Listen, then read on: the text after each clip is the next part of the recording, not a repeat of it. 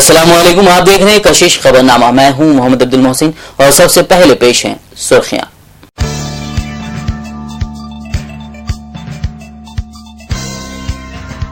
हिंदुस्तान, पाकिस्तान और बांग्लादेश में पीर को होगा पहला रोजा, जबकि केरला और दुनिया के कई दीगर मुल्कों में इतवार से ही हुआ रमजान का आगाज।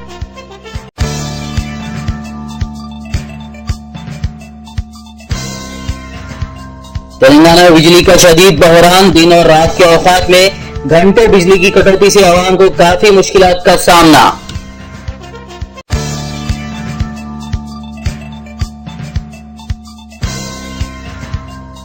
इराक तशद्दुद मामला, सुषमा स्वराज ने की सिफारतकारों के साथ मीटिंग। 10,000 हिंदुस्तानियों को महफूज निकालने के लिए कैंप लगाने का किया गया फैसला।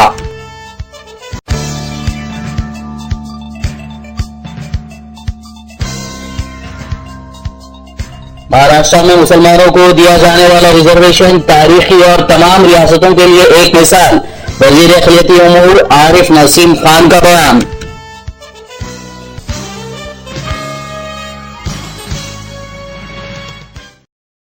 और खबरें तफसील से। मुल्क में पीर से होगा माह रमजान का आगाज। हिंदुस्तान, पाकिस्तान और बांग्लादेश में हफ्ते को चांद नजर नहीं आया और यहां पहला रोजा पीर को होगा, जबकि केरला में इतवार ही से रमजान का आगाज हो गया है। सऊदी अरब, मिस्र, शाम, तुर्की और खलीजी अरब ममालिक के साथ साथ दुनिया के कई दीगर मुल्कों में इतवार से माह रमजान का आगाज हो चुका है। दूसरी जानिब बरतानिया समेत यूरोप और अमेरिका में कुछ मकामात पर इतवार ही को रोजा रखा गया, जबकि कुछ मकामात पर चांद देखकर रोजा रखने का फैसला किया गया। तेलंगाना में इन दिनों बिजली का शदीद बहरान पाया जा रहा है। दिन और रात के औकात में घंटों बिजली की कटौती की जा रही है, जिससे आवाम को काफी मुश्किलात का सामना करना पड़ रहा है। हुकूमत बिजली बहरान पर काबू पाने के लिए बिजली महकमों के अफसरान के साथ इजलासें तो मुनक्किद कर रही है, लेकिन ऐसा लगता है कि मौजूदा सूरत हाल से निमटने के लिए कोई अमली इकदाम नहीं किए जा रहे हैं। हाल ही में तेलंगाना के वजीर आला के चंद्रशेखर राव ने दीगर रियासतों से बिजली की खरीदारी की इस महकमे के अफसरान को हिदायत दी है, लेकिन ऐसा महसूस होता है कि फिलहाल बिजली की कटौती से आवाम को कोई राहत हासिल नहीं हुई है। मशरकी गोदावरी में 2 दिन पहले पेश आए gas authority of India limited company की गैस पाइपलाइन के धमाके के वाक़े में मरने वालों की तादाद 19 हो गई है, जबकि मजीद कई अफराद की हालत तशवीशनाक बताई गई है। अस्पतालों में अभी भी कई जख्मी ज़ेरे इलाज हैं। धमाका इस कदर शदीद था कि उसके करीब काम करने वाले कई अफराद उसकी जद में आ गए। डॉक्टरों ने कहा है कि अभी भी कई अफराद की हालत नाजुक है। अस्पतालों में अभी भी दर्दनाक मनाजिर देखे जा रहे हैं। वज़ीर-ए-आज़म नरेंद्र मोदी PSLV C-27 खलाई गाड़ी के खला में भेजने के अमल को देखने के लिए आज शाम 6 बजे आंध्र प्रदेश पहुंचे। जिला चित्तूर के रेनीगुंटा एयरपोर्ट पर गवर्नर ESL नरसिम्हन ने उनका खैर मकदम किया। इस बीच खबर है कि चंद्रबाबू नायडू आंध्र प्रदेश को 15 साल तक खुसूसी दर्जा देने और बुंदेलखंड की तरह शुमाली आंध्रा के अजला को खुसूसी पैकेज देने पर गौर करने की वज़ीर-ए-आज़म से दरख्वास्त कर सकते हैं। हम लोग कमर्शियल लॉन्चेस की बात करें तो इसरो ने करीब 99 से ही कमर्शियल लॉन्च करने शुरू कर दिए थे और अभी तक करीब 30 से 35 सैटेलाइट को लॉन्च कर चुके हैं। और अंतरिक्ष जो कॉर्पोरेशन जो इसरो का कमर्शियल विंग है वो इस मायने में सबसे ज़्यादा इम्पोर्टेंट इसलिए है कि जो हमारे यहाँ से लॉन्चेस होते हैं उनकी जो कॉस्ट है वो सबसे कम है। पूरे वर्ल्ड में हम लोग कंपेयर करेंगे, आप कहीं और जाके लॉन्च करवाएंगे अपने सैटेलाइट को तो वो महंगे लॉन्च होंगे। हम लोग सबसे कम कीमत पर लॉन्च कर रहे हैं सैटेलाइट और ये ही सबसे इम्पोर्टेंट बात है। और ये वाला जो PSLV 23 जो लॉन्च कर हो रहा है, इसमें अगर देखेंगे तो सारे के सारे सैटेलाइट्स जो हैं वो विदेश के हैं, जिसको हम लोग कमर्शियल लॉन्च कर रहे हैं। इसमें हमारा अपना कोई सैटेलाइट इस बार नहीं है, ये प्योरली कमर्शियल लॉन्च है। प्रधानमंत्री प्रधानमंत्री खुद इसको देखेंगे, साथ होंगे इसका, तो क्या स्पेस इंडस्ट्री को भी बढ़ावा मिलेगा, मोराल वैज्ञानिकों के लिए अच्छा होगा कि अगर सरकार इंटरेस्ट दिखाती है, लोगों का मनोबल बढ़ाती है। बिल्कुल, क्योंकि जब हम लोग स्पेस टेक्नोलॉजी की एडवांसमेंट की बात करते हैं या किसी दूसरे ग्रह पे जाने की बात करते हैं तो गवर्नमेंट जो होती है उसके जो पॉलिटिकल जो डिसीजंस होते हैं किसी भी चीज़ को करने के लिए वो सबसे ज़्यादा इम्पोर्टेंट होते हैं। उसमें पिछली सरकारों ने भी बहुत इसरो को साथ दिया इन लॉन्चेस करने के लिए, और जब प्रधानमंत्री खुद कल लॉन्च को देखेंगे और ये कमर्शियल लॉन्च है तो अपने आप में ये वैज्ञानिकों के लिए एक तरह से बूस्ट होगा कि कमर्शियल एक्टिविटी करने के लिए जो सबसे वर्ल्ड में सबसे सस्ती हम लोग लॉन्च करेंगे, सो दैट और कंट्रीज भी हमारी तरफ आकर इन लॉन्चेस को करवाएंगे। हमारे साइंटिस्ट को एक तरह से अपने आप में इनको एक तरह से उनको प्रोत्साहन मिलेगा कि इस प्रोग्रेस को और आगे ले जाए। महकमा मौसमियात ने पेशनगोई की है कि आइंदा 24 घंटों के दौरान साहिली आंध्रा, तेलंगाना और रायलसीमा में बाज़ मकामात पर गरज और चमक के साथ बारिश हो सकती है। आइंदा 4 दिनों के दौरान तेलंगाना और आंध्र प्रदेश के कई मकामात पर बारिश में इजाफे की तवक्को है, जबकि हफ्ते को साहिली आंध्रा और तेलंगाना के बाज़ मकामात पर बारिश हुई। वहीं तेलंगाना के हनुमकुंडा, मेदक और निजामाबाद में गर्मी की लहर बरकरार है। चेन्नई में इमारत के जमींदोज होने के वाक़े में मलबे में आंध्र प्रदेश के अजला श्रीकाकुलम और विजयनगरम के 7 मजदूर दब गए हैं। उनके खानदान के अरकान उनके लिए फिक्रमंद है। इस वाक़े की इत्तला मिलते ही इन मजदूरों के घरों में गम की लहर दौड़ गई। श्रीकाकुलम के इंचार्ज कलेक्टर ने पालाकुंडा के रेवेन्यू डिविजनल ऑफिस की एक टीम को चेन्नई रवाना किया है ताकि इन मजदूरों की सलामती के बारे में तफसीलात हासिल की जा सकें। तमिलनाडु के गवर्नर के रोशैया को इतवार के रोज कर्नाटक के गवर्नर के तौर पर हलफ दिलाया गया। कर्नाटक हाईकोर्ट के जस्टिस डी वाघले ने रोशैया को ओहदे और राजदारी का हलफ दिलाया। कर्नाटक के गवर्नर के तौर पर ई भरद्वाज ने हफ्ते को अपनी मुद्दत खत्म होने के बाद इस्तीफा दे दिया, जिसके बाद रोशैया को इजाफी चार्ज दिया गया है। इस मौके पर वजीर आला सिद्धरामैया और दीगर रहनुमा मौजूद थे। K. Rosaya, do swear in the name of God do swear in the name of God that I will faithfully execute the That I office will of faithfully- Governor of Karnataka that I will faithfully execute the office of Governor of Karnataka and will, to the best of my ability, and will, to the best of my ability, preserve, preserve protect and defend the Constitution and the law, and defend the Constitution and the law, and that I will devote myself and that I will devote myself to the service and well-being of the people of Karnataka. to the service and well-being of the people of Karnataka. मजलिस रुकन assembly Syed Ahmad Pasha Qadri ने रमजानुल मुबारक के पेश नजर तारीखी मक्का मस्जिद का दौरा किया। सैयद अहमद पाशा खादरी के साथ बल्दी बरखी और आबरसानी के अहदेदारान भी मौजूद थे। उन्होंने मस्जिद में पानी की सप्लाई, वजूखाना और हाउस का जायजा लिया और मुतालिका अहदेदारों को जरूरी हिदायत दी। सैयद अहमद पाशा खादरी के साथ हुसैनी आलम कॉरपोरेटर मीर जुल्फिकार अली, मजलिसी सरगर्म कारकुन मोहम्मद मुस्तफ़ा अली मुजफ्फर और दीगर अफराद मौजूद थे। और चूँकि हैदराबाद की सबसे बड़ी तारीखी नामी गिरामी मक्का मस्जिद अपनी एक इनफरादियत, अपनी अलहदा शिनाख्त रखती है। पहले दह में 10 दिन नमाज तरावी में खतीब मक्का मस्जिद हज़रत अल्लामा अलहाज हाफिज़ कारी मोहम्मद अब्दुल्ला कुरैशी अल अज़हरी साहब किबला नमाज तरावी में 3 पारे सुनाते हैं और मौलाना हाफिज़ कारी रिजवान कुरैशी साहब इमाम मक्का मस्जिद भी नमाज तरावी में इमामत में हिस्सा लेते हैं। मजलिस रुकन असेंबली कारवान कौसर मोहिउद्दीन ने हकीमपेट का दौरा किया। उन्होंने मुकामी अफराद से मुलाकात करते हुए मसाइल से वाकिफियत हासिल की और मुताल्लिका अहदेदारों को ज़ेरे इल्तिवा काम जल्द से जल्द मुकम्मल करने की हिदायत दी। कौसर मोहिउद्दीन उम्रे के लिए रवाना हो रहे हैं, इसलिए मुकामी अफराद ने उन्हें मुबारकबाद देते हुए गुलपोशी की। इस मौके पर मोहम्मद नसीर और मोहम्मद यामीन भी उनके साथ मौजूद थे। सिटी पुलिस ने तिलमरगिरी इलाके में छापा मारते हुए गैर कानूनी तौर पर जादू टीवी के नाम से 115 मुख्तलिफ चैनल्स की ऑनलाइन स्ट्रीमिंग करने वाले 4 अफराद को गिरफ्तार किया है। गिरफ्तार शुदा अफराद में काशिफ अली खान, जगदीश्वर, साई कुमार और मेघानंदन शामिल हैं। पुलिस ने उनके कब्जे से 2 बैंक अकाउंट्स के पासबुक्स, इंटरनेट सेटअप बॉक्सेस बरामद किए हैं। City police commissioner Mahendra Reddy ने केस की तफसीलात बताई हैं। తిరుమలగిరి ఏరియాలో ఉన్న ఒక ఎస్టాబ్లిష్మెంట్ పైన రైడ్ చేసినప్పుడు అప్పుడు పర్ల్ టెక్నాలజీ వారు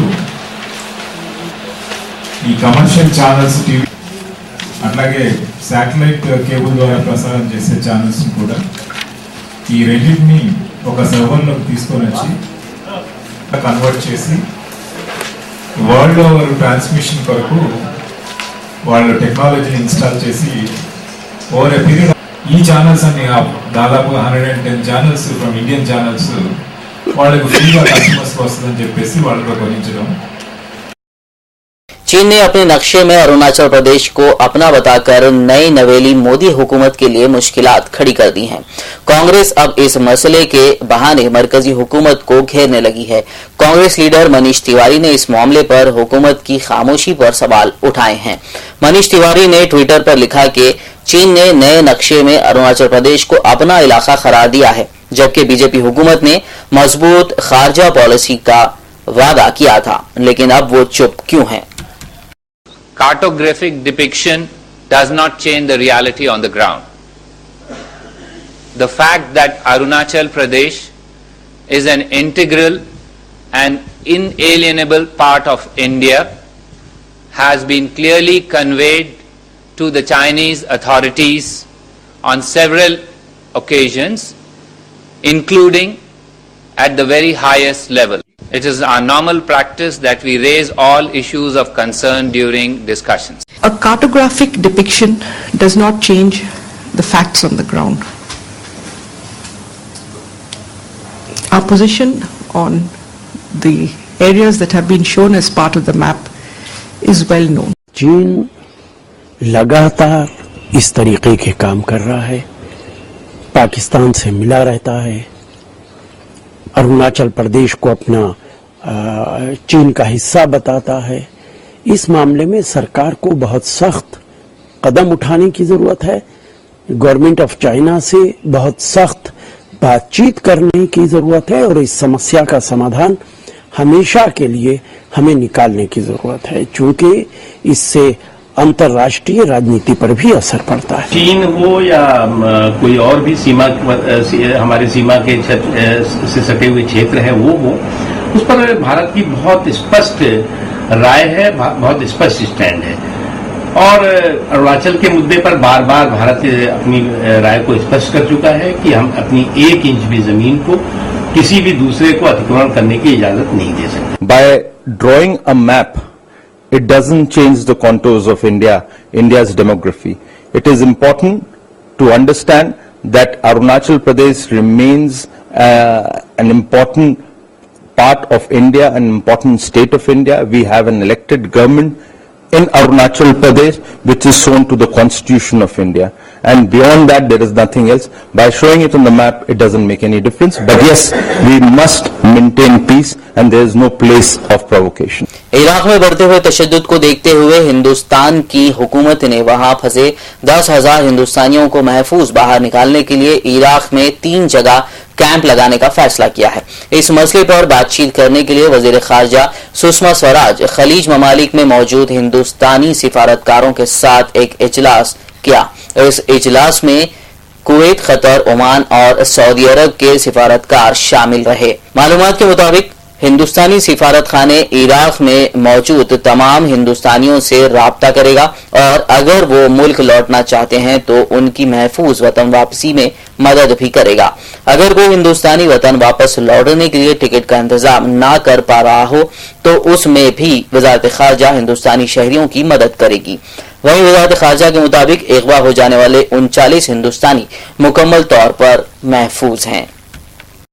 साल 2022 तक मुल्क के हर शहरी के लिए घर के मकसद को आगे बढ़ाने के लिए हुकूमत ने इस शोबे में मुख्तलिफ मंसूबों का जायजा लेने के लिए रिहाइश और शहरी तरक्की सेक्रेटरियों और वुज़रा का एक इजलास तलब किया। मरकजी शहरी तरक्की और रिहायशी वजीर एम वेंकैया नायडू की सदारत में 2 जुलाई से 2 रोजा इजलास मुनक्किद होगा।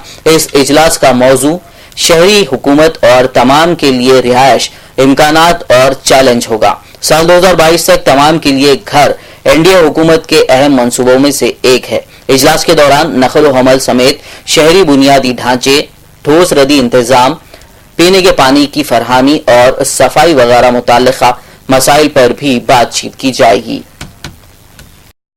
दिल्ली यूनिवर्सिटी के करीब 100 तलबा ने इतवार को 4 साला ग्रेजुएट कोर्स को वापस लिए जाने के खिलाफ इंसानी वसाइल की तरक्की की वजीर स्मृति ईरानी के घर के बाहर मुजाहरा किया। मुजाहरा करने वाले तालिब इल्म और तालिबात का कहना था कि 3 साला कोर्सेस को दोबारा लागू करने पर 4 साला कोर्सेस के तहत तालीम हासिल कर रहे तलबा इल्म अपने मुस्तकबिल को लेकर परेशान हैं। यूनिवर्सिटी ने हफ्ते को बीटेक और बीएमएस के 6 कोर्सेज को वापस लिए जाने का ऐलान किया था। अभी मिनिस्ट्री से हमारी कोई बात नहीं हुई है, हम इसलिए आए हैं यहाँ पे ताकि हम यूजीसी से बात कर सके, स्मृति ईरानी जी से बात कर सकें, पर अनफॉर्चुनेटली वो अभी यहाँ पे नहीं है। हम सब सोच रहे हैं कि जब तक वो नहीं आती हम यहीं पे वेट करेंगे, भले आज शाम हो जाए कल सुबह हो जाए, हम उनसे जवाब लेके जाएंगे क्योंकि हमारा फ्यूचर खतरे में पड़ा हुआ है। जैसा कि यूजीसी और डीयू ने मिलकर ऐलान करा है कि बीएमएस कोर्स स्क्रैप ऑफ कर दिया जाएगा, बीएमएस हटा दिया जाएगा, तो हमारा फ्यूचर इससे खतरे में है और हम चाहते हैं कि बीएमएस स्क्रैप ऑफ ना किया जाए, जैसे चल रहा था वैसे ही चले। दिल्ली यूनिवर्सिटी हम लोगों ने एडमिशन लिया था कि हमारा फ्यूचर सिक्योर्ड होगा। As BTech students we want official degree जिसकी मार्केट में वैल्यू हो। अब ये कगार आ गई कि इस बैच को बीटेक मिलेगा, आगे से बीटेक होगा ही नहीं, तो हमारी मार्केट वैल्यू क्या जाएगी कि मतलब ये फेल्ड बैच था बीटेक का जिनको बीटेक मिला है, इतनी हाई कट ऑफ में हम बीएससी क्यों करें। Sir basically sir Delhi university ये चाहती है कि यहाँ से सिर्फ ग्रेजुएट्स निकले, यहाँ से ना तो मैनेजर्स निकले ना इंजीनियर्स निकले। सर बीएमएस एक कोर्स गवर्नमेंट चाहती है सर बीएमएस सर ऐसा कोर्स शुरू करा था इन्होंने कि सर हमें इतना बताया गया था आपको एमबीए करने की जरूरत नहीं होगी, इतना हाइप क्रिएट कर दिया गया था। एफएमएस सर इंडिया के 3rd लेवल पे आता है मैनेजमेंट कोर्सेज के लिए, एफएमएस का नाम हमारे बीएमएस के साथ जोड़ा गया था।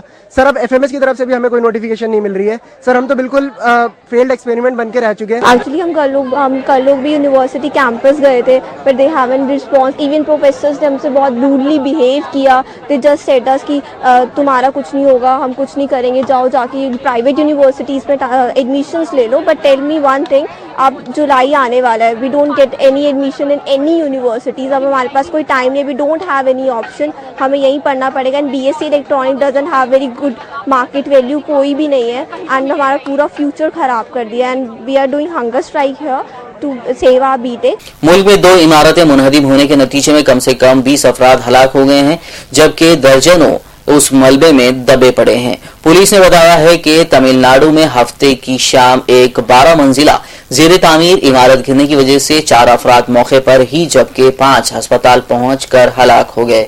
बताया गया है कि वहां रेस्क्यू ऑपरेशन इतवार के दिन भी जारी रहा।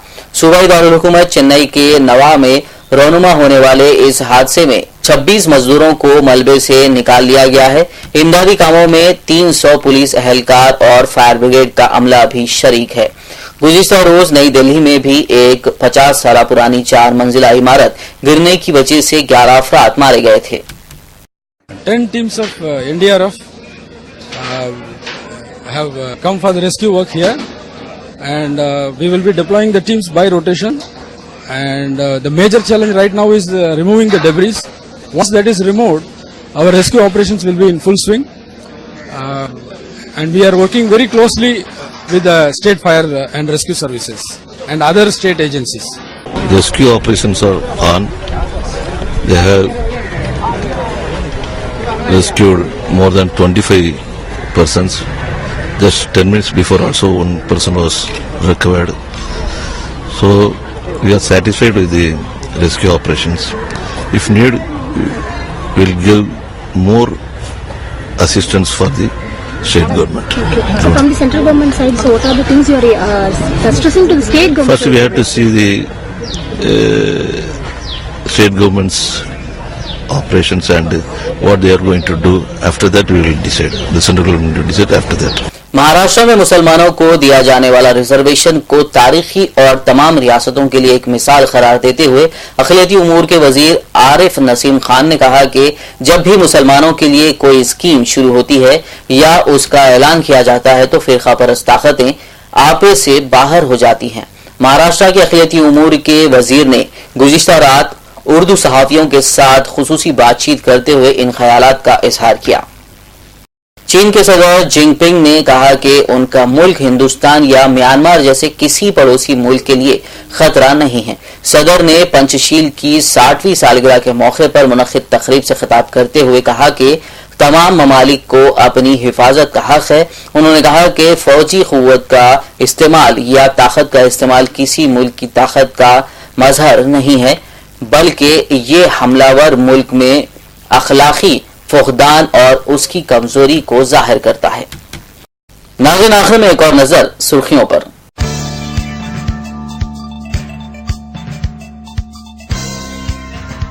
हिंदुस्तान, पाकिस्तान और बांग्लादेश में पीर को होगा पहला रोजा, जबकि केरला और दुनिया के कई दीगर मुल्कों में इतवार से ही हुआ रमजान का आगाज।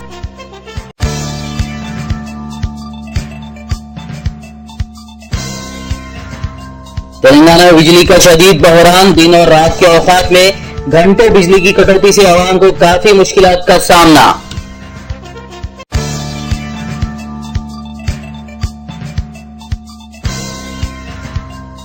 इराक तशद्दुद मामला, सुषमा स्वराज ने की सिफारतकारों के साथ मीटिंग, 10,000 हिंदुस्तानियों को महफूज निकालने के लिए कैंप लगाने का किया गया फैसला।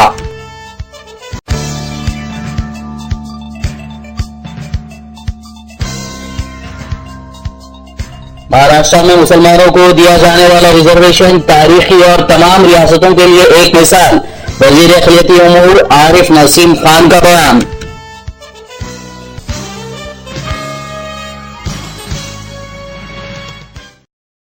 इसी के साथ ये खबरनामा इख्तिताम को पहुंचा। मिलते हैं अगले खबरनामे में, तब तक के लिए देखते रहिए उर्दू टीवी। अल्लाह हाफ़िज़।